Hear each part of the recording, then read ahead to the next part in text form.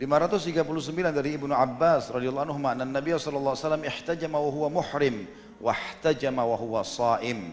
Bahwasanya Nabi SAW pernah berbekam dalam keadaan beliau sedang berihram dan juga pernah berbekam dalam keadaan beliau sedang berpuasa.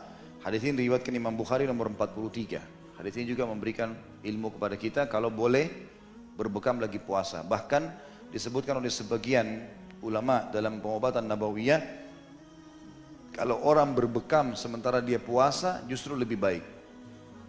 Justru lebih baik. Karena masuknya konsumsi makanan dan minuman sementara bekam itu ada pengaruh kepada darah. Sementara kalau dia tidak mengkonsumsi dan dia dibekam di siang harinya, di pagi harinya atau di sore harinya, asal memang dia punya kondisi fisik insya Allah yang kuat cukup, maka itu sangat baik buat dia.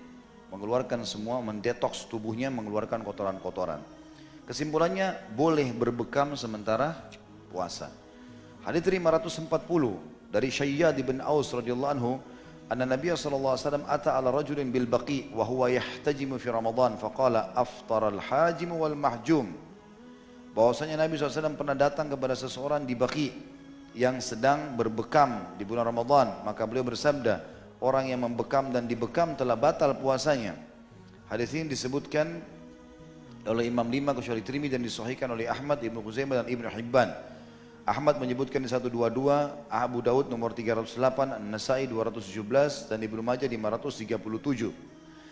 Ulama hadis mengatakan hadis Bukhari di nomor 539 didahulukan karena perilaku Nabi sallallahu alaihi wasallam, ya. Contoh Nabi sallallahu alaihi wasallam didahulukan, ya.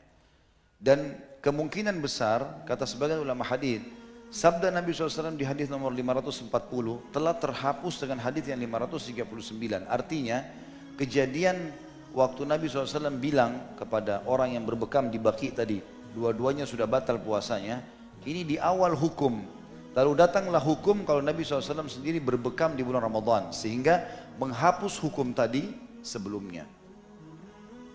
Hadis 541 dari Anas bin Malik radhiyallahu anhu, beliau berkata, awwalu ma kurihatil hijamatu lis-shaim an Ja'far bin Abi Thalib ihtajama wa huwa shaim famarra bihi an-nabiy sallallahu alaihi wasallam faqala aftara hadhan thumma rakhasa an-nabiy sallallahu alaihi wasallam ba'du fil hijamati lis-shaim wa kana Anas yahtajimu wa huwa shaim. Hadis ini menyimpulkan apa yang kita jelaskan tadi. Pertama kali dibencinya atau dilarangnya, kata Anas radhiyallahu anhu, melakukan bekam bagi orang yang berpuasa adalah pada saat Ja'far bin Abi Thalib berbekam saat dia sedang berpuasa. Lalu Nabi SAW melewatinya dan bersabda, dua orang ini telah batal puasanya. Maksudnya orang yang bekam dan orang yang dibekam. Kemudian setelah itu, kata Anas bin Malik, Nabi SAW memberikan keringanan dalam masalah bekam bagi orang yang berpuasa. Dan Anas pun pernah berbekam saat dia sedang berpuasa. Berarti kan jelas, larangan tadi berbekam tentang batalnya puasa itu sebelum adanya keringanan untuk berbekam pada saat puasa. Berarti hukum yang kedua menghapus hukum yang pertama. Hadis ini diriwayatkan oleh Darul-Qutni dan beliau menguatkannya. Hadis ini tentu sebagian ulama mengatakan bahwasanya mungkar. Diriwayatkan Darul-Qutni nomor 182. Semua perawinya adalah orang-orang yang thiqat, dapat dipercaya, dan saya tidak mengetahui hadis tersebut, ya, bahwasanya hadis ini memiliki illat. Dalam arti kata, penjelasan di situ kalau teman-teman pegang buku ditulis mungkar, ini adalah penelitian yang diadakan oleh Syekh Albani.